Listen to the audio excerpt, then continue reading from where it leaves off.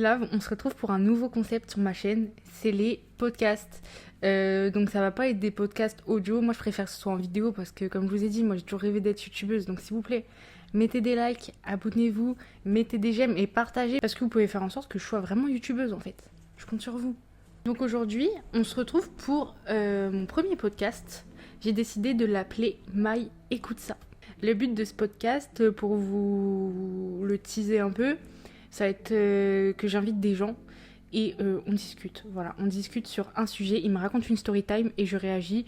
On réagit ensemble et voilà, c'est trop bien. Donc c'est ça en fait. C'est pas on lance un sujet et on débat, c'est vraiment j'invite quelqu'un qui a une story time et on réagit ensemble, on réac et voilà. Donc le premier podcast ce sera avec moi toute seule parce que je me suis dit que ça allait être la base de tout ça. Ça va principalement être un podcast avec des femmes musulmanes puisque c'est le thème que j'ai choisi. Voilà, ça m'intéresse trop. J'ai envie de savoir toutes les histoires de filles et tout. Je sais pas, que ce soit des histoires comme là, des reconversions, des histoires de tous les jours. Voilà, je vais vous mettre un formulaire à la fin de la vidéo ou en description pour que vous vous inscriviez et que vous m'envoyiez votre histoire. Voilà, et comme ça, vous pourrez venir et me la raconter. Donc moi, aujourd'hui, ce que je vais vous raconter, c'est ma conversion à l'islam. Voilà. Puisque, comme vous le savez, je pense, ça fait quelques années maintenant que je suis reconvertie à l'islam. Et c'est vrai qu'il n'y a pas énormément sur YouTube de storytime de reconversion à l'islam avec la réaction des parents et tout et tout. Je vais essayer d'être le plus précise possible, de vous développer au maximum. Il n'y a pas beaucoup de gens qui le savent. Je ne l'ai pas raconté en détail à beaucoup de personnes. Enfin, beaucoup de gens savent que je suis musulmane aujourd'hui, mais j'ai pas vraiment raconté toute l'histoire. Quand je le raconte, c'est en vite fait. Donc voilà. Même mes copines, vous allez pouvoir le savoir en détail. Vous me direz ce que vous en avez pensé. Je vais essayer de faire par ordre chronologique pour pas vous perdre. Je vais essayer d'être assez concise et claire. Le but, c'est vraiment de vous donner un témoignage, que vous soyez dans le sujet ou non. Pour vous parler un peu de mon enfance, j'ai toujours vécu dans une famille pas croyante. Il n'y a jamais eu le sujet de la religion sur la table, il n'y a jamais eu... c'est vrai qu'on ne s'est jamais posé ces questions-là chez nous. En tout cas, j'ai pas été éduquée comme telle. Donc il n'y a jamais eu en tout cas de construction religieuse en fait autour de moi, si vous voulez. Même que ce soit dans mon entourage, de mon souvenir, j'ai pas énormément croisé de personnes vraiment croyantes, vraiment pratiquantes. Mon enfance, elle a été hyper classique, dans le sens, il y avait pas forcément un contexte familial compliqué. Mes parents, ils avaient une entente classique. C'était pas l'amour fou, mais visiblement, ils s'entendent bien, encore à l'heure d'aujourd'hui. Il n'y a pas eu forcément d'événements déclencheurs. Il n'y a pas eu quelque chose qui m'a tout de suite poussé vers une religion. Donc comme je vous ai dit, que ce soit l'éducation, une personne en particulier, un entourage ou autre. Voilà, j'ai grandi. J'ai passé mes années de collège de manière classique. Et c'est arrivé au lycée que j'ai commencé à me poser des questions. Donc j'arrive au lycée, j'ai 16 ans. Je commence à me poser des questions parce que c'est vrai que on se demande toujours pourquoi on est là, pourquoi on est arrivé en vie. On se demande ce qui se passe après la mort, c'est souvent le sujet. Après avoir discuté avec beaucoup de personnes, ça a été le sujet, mais qu'est-ce qui se passe après la mort en fait? Donc moi, pour être honnête avec vous, j'imaginais trop, je me disais, mais genre là tu t'endors et c'est comme si tu dormais tout le temps. Pour moi c'était ça la mort, c'est genre tu t'endors et tu te réveilles plus, tu vois que le noir. Et c'est trop perturbant. C'est pour ça, ça a été ma question, élément déclencheur, vous voyez, c'était mais après la mort il se passe quoi? Et en fait, j'ai commencé à me renseigner autour de moi, c'est-à-dire au travers des livres, au travers des vidéos YouTube ou autres. Donc j'ai été chercher dans la Bible, si vous voulez, ces réponses-là que j'ai absolument pas trouvées. Euh, Dans le sens où j'ai trouvé qu'il y avait il y avait beaucoup de versions différentes, il y avait beaucoup de livres, beaucoup de... C'était trop d'infos, c'était déconcertant. Il y avait trop d'infos, j'ai pas adhéré du tout. Je me suis dit non, je comprends rien. C'était ma première réaction, c'était je comprends rien. Donc j'ai continué à chercher, j'ai regardé un peu des vidéos et tout sur le christianisme. Alors déjà qu'il y a plusieurs branches et tout. Non, je vous jure, j'arrivais pas à adhérer. Il y avait pas. Je me suis dit non, c'est pas bon. Donc les mois passent et tout. si vous voulez. Et j'arrive à peu près j'arrive en première. J'ai des discussions à droite à gauche avec certaines personnes qui me disent ouais, c'est sûr que en gros la vie c'est pas que ça, c'est sûr c'est sûr qu'il y a une religion et tout, c'est sûr que c'est vrai. Voilà, en fait c'est des échanges vraiment spontanés avec des personnes comme ça pourrait être un échange sur n'importe quoi en fait sur enfin ça pourrait être un échange classique sur n'importe quel sujet en fait si vous voulez. Et en fait c'est vrai que je prends conscience, je me dis c'est clair et net. Ça me conforte dans mon idée, si vous voulez, il y a forcément une raison à tout ça. Genre, pourquoi je suis là, pourquoi je suis apparue. Après la mort, c'est pas possible, ça peut pas être on dort, c'est impossible. Donc, si vous voulez, à partir de ce moment-là, je me suis dit, non, faut que je continue mes recherches. Donc là, j'avais du coup 17 ans. Et je continue mes petites recherches et je tombe sur des vidéos de Minute Islam. C'est une chaîne YouTube hyper connue en islam. Alors, est-ce qu'elle est fiable ou pas, je peux pas vous le dire. Moi, je vais pas m'avancer sur les sujets. Mais en tout cas, c'est des vidéos hyper courtes, concises, claires, avec des mots simples, efficaces. C'est vraiment, vous montrez ça à une personne non musulmane, elle comprend directement. Et ça a été vraiment mon cas. Je suis tombée dessus. Je suis tombée sur une vidéo de Minute Islam que je vous mettrai juste ici. Qui m'a en fait prendre conscience que c'est sûr que c'est ça. Et quand je vous dis, j'ai regardé la vidéo, j'étais trop intéressée. Et après, j'ai voulu en savoir plus et en savoir plus. Et du coup, je me suis abonnée à cette chaîne YouTube et j'ai fait que de regarder des vidéos de cette chaîne YouTube. Alors là, vous pouvez vous dire, la fille était complètement matrixée et elle a écouté qu'une source. Elle a vu qu'une source, mais là, faut se mettre dans le contexte que je suis une personne et j'ai jamais eu de religion dans ma vie. On m'a jamais expliqué les choses. Là, c'est vraiment de la découverte. Et en fait, je me suis pris pour le sujet, vraiment. Et au début, est-ce qu'on peut parler de foi? Je pense pas. Je pense que ça vient après. C'était vraiment de la curiosité. Je pense que j'étais intéressée, c'est clair et net, par le sujet. Et je voulais en savoir plus. Donc je me suis renseignée de plus en plus. Dans les vidéos, ils affirmaient quelque chose, il y avait l'explication et il y avait la preuve. Et c'était ça tout le temps. On peut pas ne pas croire à quelque chose si on nous met la preuve devant les yeux. En tout cas, moi, je suis comme ça. Je suis hyper cartésienne. Ça veut dire, si vous me mettez la preuve sous les yeux, je vais dire, ah ouais, ok. Et en fait, c'était ça. C'était en mode, ah ouais, c'est sûr, c'est vrai. Il n'y a pas de doute, c'est sûr, c'est vrai. C'est impossible que ce soit du hasard. Donc, je vais pas rentrer dans les détails, etc. Parce que j'ai pas envie de vous exposer des choses sans source. Je suis pas là pour ça. Moi, je suis pas étudiante. Je suis pas une étudiante en religion. Je suis pas loin de tout ça. Donc, je peux pas vous affirmer des choses et vous les exposer ici. Donc, j'essaye de rester assez large et généraliste. C'est un peu difficile, mais j'espère que vous comprendrez. Puisque j'aimerais que ce podcast, qui sera écouté par des non-musulmanes aussi, soit compréhensible. C'est pour ça. Notamment mes copines qui peuvent se poser la question de ma reconversion. Donc oui, il y avait trop de preuves. Il y avait trop de preuves à chaque chose qui était exposée dans les vidéos. Donc après, j'ai élargi enfin mes sources. J'ai arrêté de regarder uniquement Minute Islam.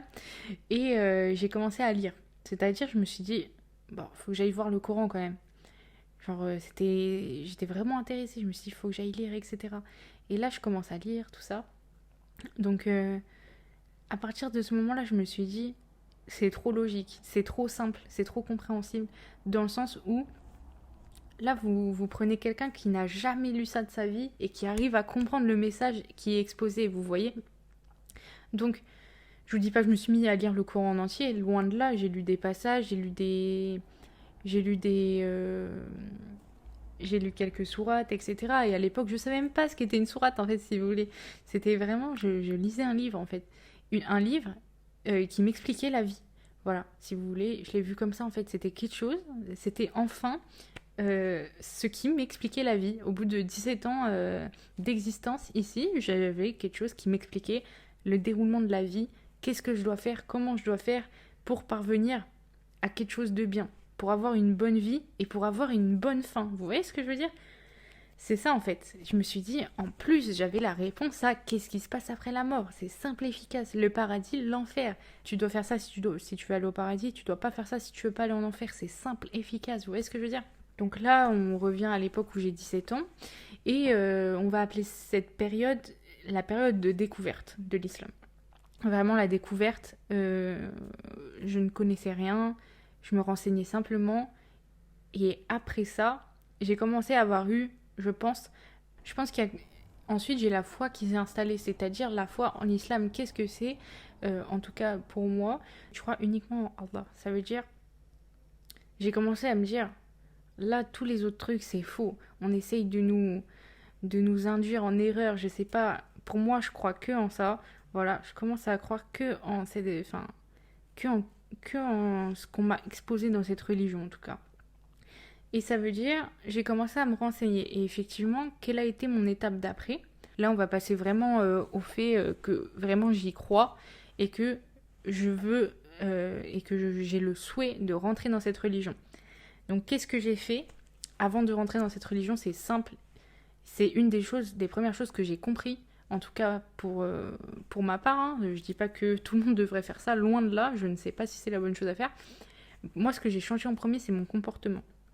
Parce que là, on parle d'une fille qui a grandi hyper simplement, c'est-à-dire j'ai jamais eu de restrictions ni de la part de mes parents, ni de la part de qui que ce soit. Alors autant, pour vous décrire un peu mon caractère à cette période-là, moi j'ai jamais bu d'alcool, j'ai jamais fumé, j'ai jamais fait de soirée, je suis jamais sortie en boîte ou je ne sais quoi. Donc c'était simple en fait pour moi de ne pas voir l'islam comme de la restriction, comme ça pourrait être souvent perçu.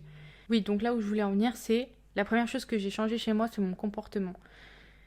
Parce que il y a des choses, des piliers importants en islam, si vous voulez, et moi, je me suis rendu compte que je respectais pas forcément mes parents. Je parlais un peu mal. J'avais pas cette, enfin, je dis pas que j'étais pas une personne gentille, mais je donnais pas autant de gentillesse que je peux donner aujourd'hui, puisque j'ai des raisons de le faire. Voilà, la première chose que j'ai changée, c'est le comportement envers mes parents. Et parce que, c'est-à-dire non pas que j'insultais mes parents ou autre, mais j'avais tendance à mal parler, à répondre, à pas faire ce qu'on me disait, à pas les aider. Et tout de suite, je me suis dit, non, l'islam, ça m'a bien prouvé qu'il faut être bon avec tout le monde, et surtout avec ses parents, et surtout avec sa mère. Donc, j'ai commencé par là. J'ai commencé à plus écouter, à pas souffler, à aller aider de moi-même, à devenir plus sympa. Voilà, et que ce soit avec tout mon entourage, j'ai essayé de changer ça. La deuxième chose que j'ai changé dans mon comportement, c'est la manière, c'est l'énervement, le contrôle de soi. Ça veut dire, moi j'étais hyper, j'étais nerveuse, dans le sens où, oh, ça me saoule, tout de suite je vais crier, je vais crier, j'abuse, tout de suite je vais râler, je vais faire ci, je vais faire ça. Non, là, j'ai appris à me contrôler. C'est, ok, ça m'agace, et tu prends sur toi, c'est pas grave, tu t'énerves pas, ça sert à rien. Donc voilà.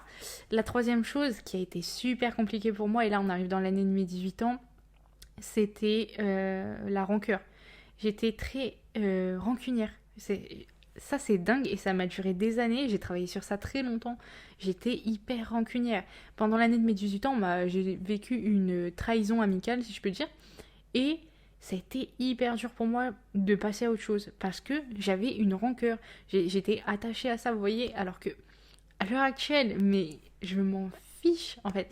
Et je me dis, mais comment j'ai pu être autant rancunière? Et je m'en souviens encore qu'on me le disait, mais arrête d'être rancunière comme ça, on s'en fiche, c'est rien. Et j'arrivais pas à comprendre le c'est rien. Pour moi, c'était tout, c'était grave, c'était. En fait, il fallait que je me venge. Et j'étais comme ça, fallait vraiment que je me venge. Je voulais me venger. C'est à ce moment-là, si vous voulez, que j'ai compris que ce qu'était une épreuve. C'est à ce moment-là, je me suis dit, ah, c'est ça une épreuve. Donc voilà, j'ai essayé de pas... Enfin, je me suis pas vengée. J'ai voulu et je me suis dit non, non, non, non, t'as changé. T'as changé ton comportement. Maintenant, c'est le moment de le prouver. C'est le moment de prouver que t'as changé. Et tout ça, ça m'a pris presque, vous voyez, je dirais 7-8 mois. 7-8 mois entre le moment où je me suis renseignée et tout le temps de changer mon comportement tout le long de l'année scolaire, vous voyez. Je parle en année scolaire parce que je parle pas en année civile, je parle en année scolaire. Je sais pas pourquoi dans ma tête la rentrée septembre c'est la nouvelle année, vous voyez. Bref.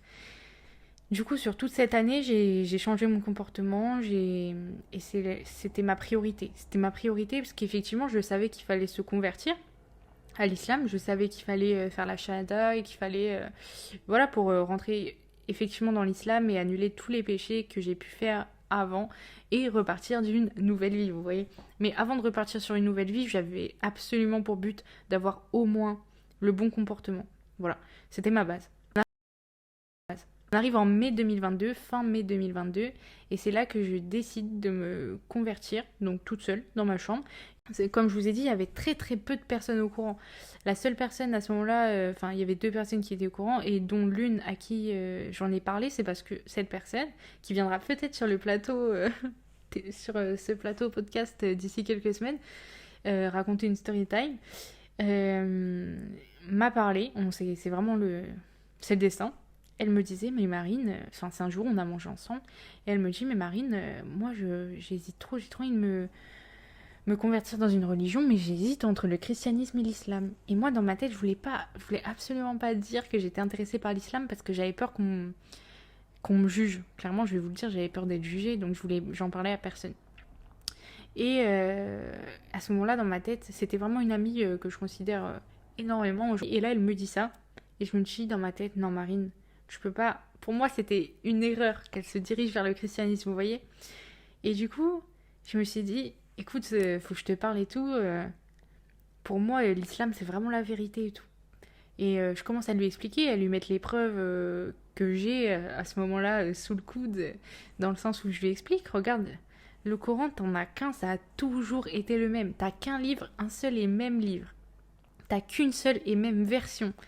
Et t'as qu'une seule ligne à suivre, tout droit. Le monothéisme pur et dur, qu'un seul. Il y a que en Allah que tu dois croire et rien d'autre, tu vois. Ça va pas dans tous les sens. C'est simple, efficace et c'est la même version pour tous, pour tout le monde. Donc voilà, c'était clair et concis. Et effectivement, quelques jours après, je crois que cette personne s'est reconvertie. Voilà, elle s'est reconvertie à l'islam et aujourd'hui, elle est toujours musulmane. Donc voilà, c'était une petite parenthèse. On arrive en été 2022, donc le moment où je dois partir en études supérieures.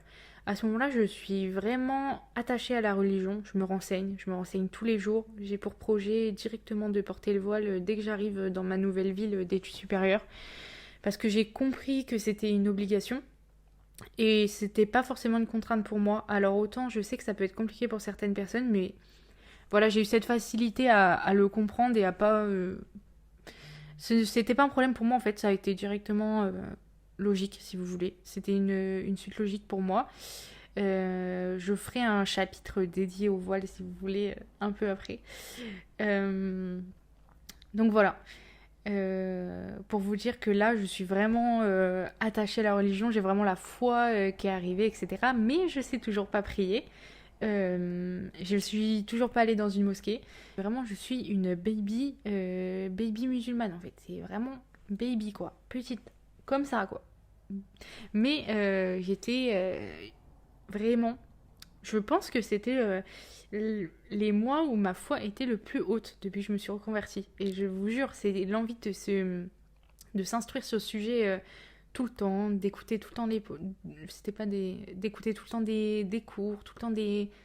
Mais pas des choses compliquées, vous voyez, c'était des choses toutes simples qui te font naître la foi, en fait, si vous voulez. C'est pas quelque chose... j'écoutais pas des cours, il faut faire ci, il faut faire ça, il faut faire ci. C'était vraiment hyper light et franchement, j'écoutais les histoires des prophètes. En fait, c'est se mettre dans le bain, dans le sens où faut se mettre dans le truc que j'ai vraiment pas grandi dans ça. Donc, je savais même pas ce qu'étaient des prophètes dans les religions.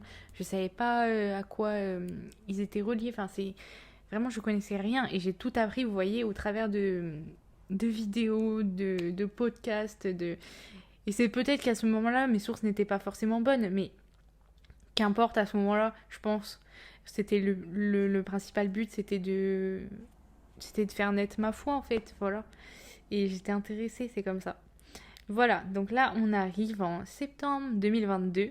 Je déménage dans le sud de la France pour mes études et c'est là que je me mets à fond dans la religion, c'est-à-dire je rencontre des musulmanes, notamment une qui m'aide à me dire Marine, la prière c'est important, il faut que tu apprennes et tout.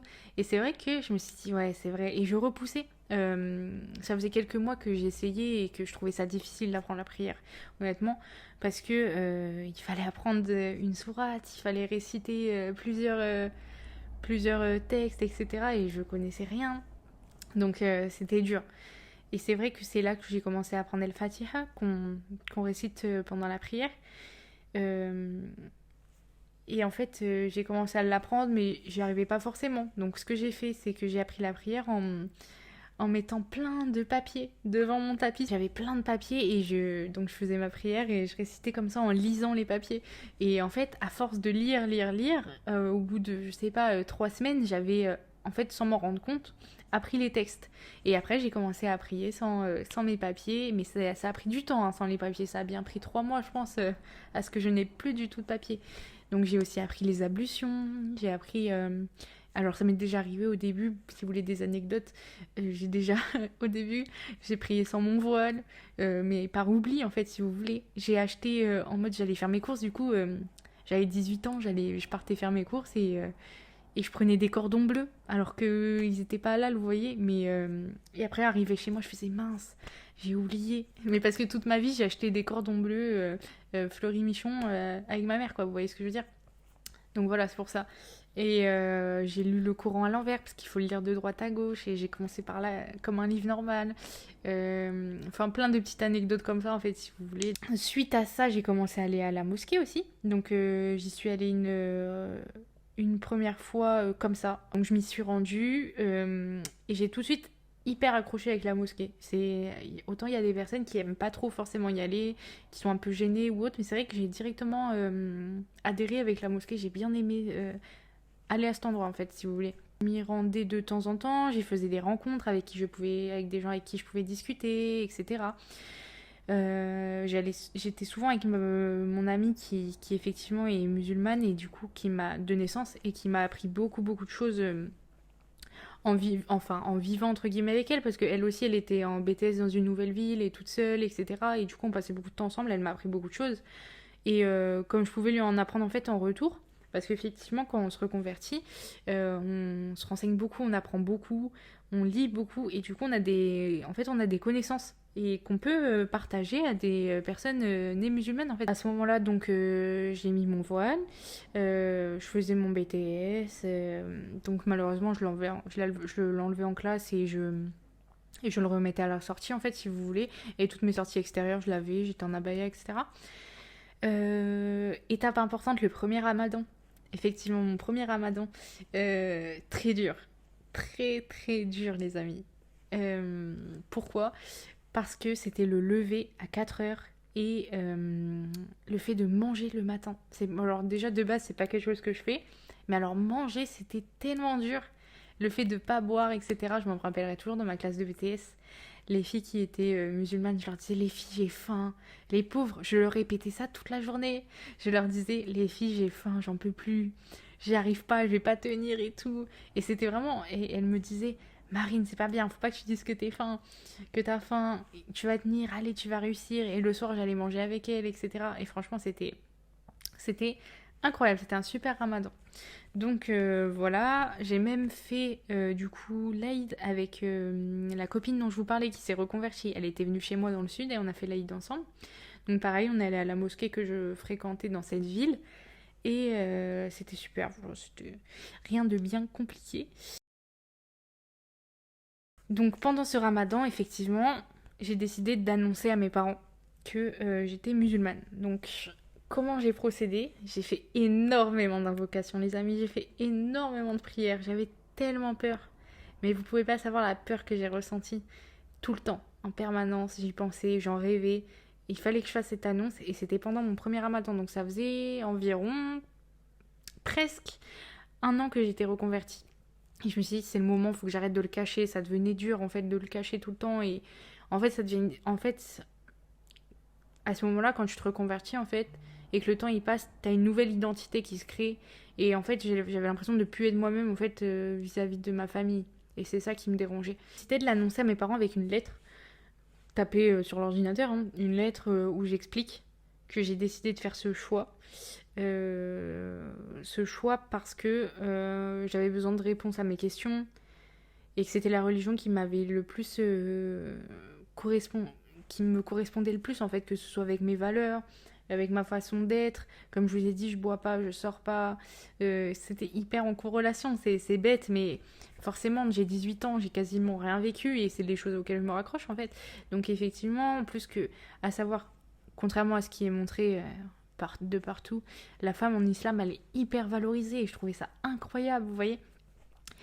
Donc voilà, je leur ai écrit tout ça dans une lettre. Leur réaction, je pense pouvoir vous...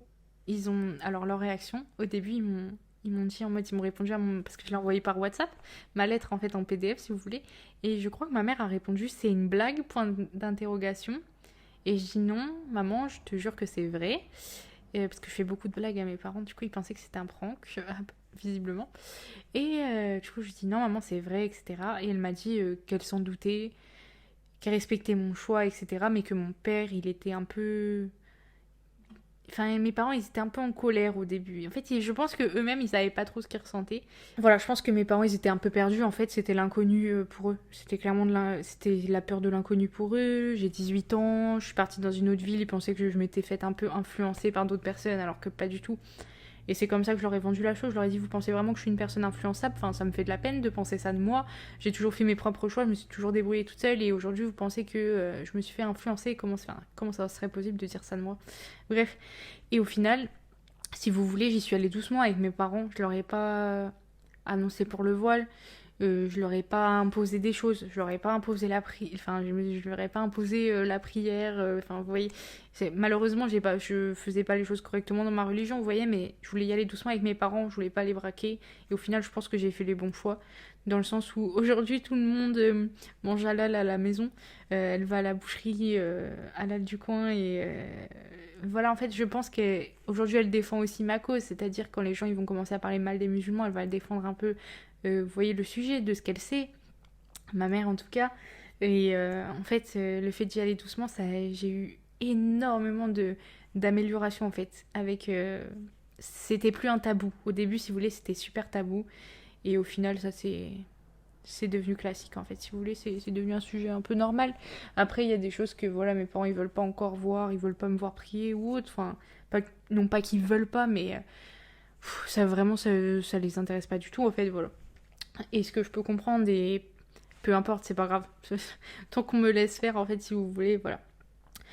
Donc voilà, c'était l'annonce à mes parents, du coup, en mars 2022. Donc après, j'ai continué ma petite vie, hein. J'ai continué de me renseigner, j'ai continué à me renseigner sur plusieurs sujets, que ce soit le mariage, que ce soit, encore une fois, le comportement, la vie de tous les jours, le fait de manger halal, enfin voilà, En fait, j'y suis allée vraiment progressivement jusqu'à atteindre de plus en plus de connaissances, etc.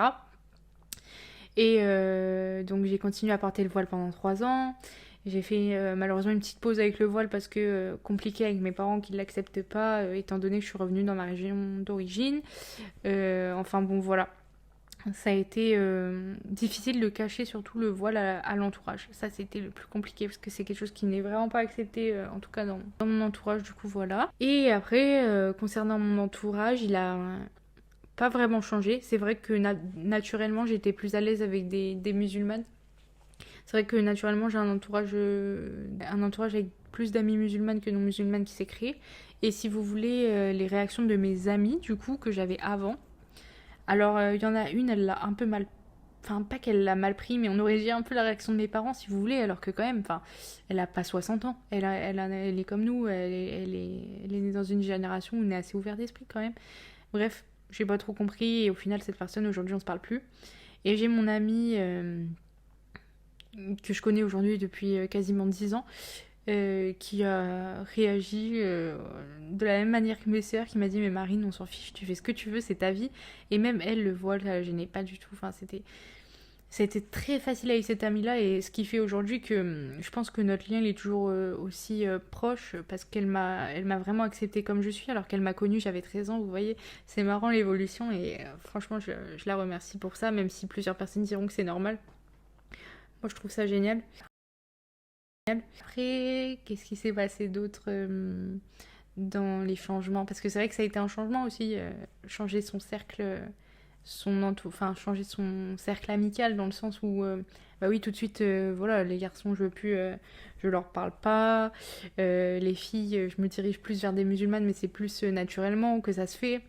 C'est tout un enchaînement et au final, on en apprend encore et encore tous les jours. Et aujourd'hui, ça va faire presque 5 ans, du coup, que je suis reconvertie. Et je me vois plus sans. Si je dois vous faire pour vous faire une conclusion de tout ça, aujourd'hui, je me vois plus sans la religion.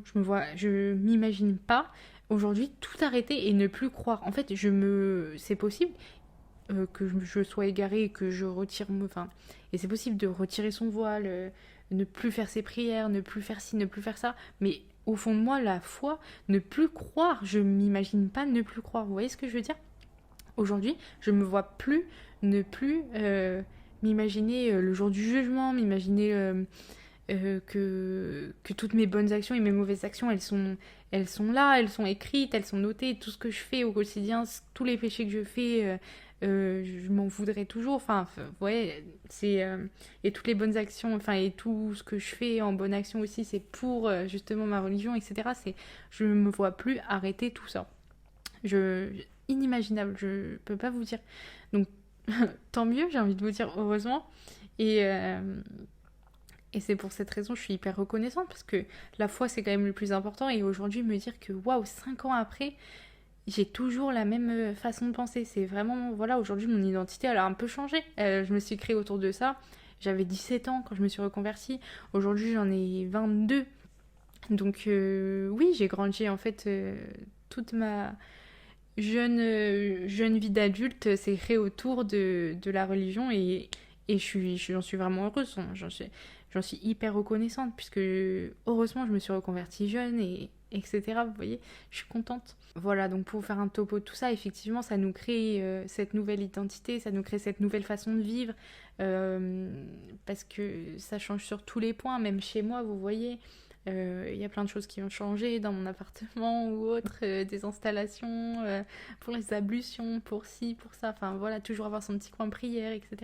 Voilà, c'est pas la religion qui s'adapte à notre vie, c'est vraiment je construis ma vie en fonction de ma religion maintenant. C'est-à-dire des choix professionnels que j'ai faits encore à l'heure actuelle, ma vision du futur, j'aimerais partir au plus vite à l'étranger. Enfin voilà, j'ai choisi mes études en fonction pour pouvoir partir à l'étranger ensuite. C'est vraiment, j'ai tout construit autour de ma religion et heureusement, et je suis hyper reconnaissante d'avoir pu construire toute ma vie autour au moment où je faisais mes études, parce qu'effectivement, quoi qu'on dise, les études, ça va m'aider à partir du pays, etc. Parce que à partir de la France, parce que c'est ce que je souhaite. Et je comprends les gens qui ne souhaitent pas en partir aussi. Mais, je comprends. J'entends. Je comprends pas forcément, mais j'entends qui ne veuillent pas partir de la France. Et c'est pour ça que je suis contente d'avoir pu construire toute ma future vie, j'espère, en fonction de ma religion. Donc voilà, n'hésitez pas à me poser des questions en commentaire. Je pense que j'ai oublié une multitude de choses, mais là, ça fait déjà 45 minutes de tournage. La caméra n'a plus de batterie, les amis, donc je vais devoir m'arrêter là. Et j'espère que j'aurai été claire, concise et que j'aurai pu vous aider. N'hésitez pas à venir sur Instagram ou à me parler en commentaire si vous avez besoin. Donc voilà, les amis, moi, je vous ai donné mon témoignage. J'espère que ça vous aura plu. J'espère que j'aurai été compréhensible et que je suis pas partie dans tous les sens, j'espère pas. J'espère que ça vous aura plu et que vous attendez le prochain podcast avec impatience. Voilà, moi j'ai hâte du prochain tournage et j'espère être hyper active sur YouTube les prochains mois qui suivent. En tout cas, je vais faire en sorte. Voilà. Bon, bisous à tous, bye.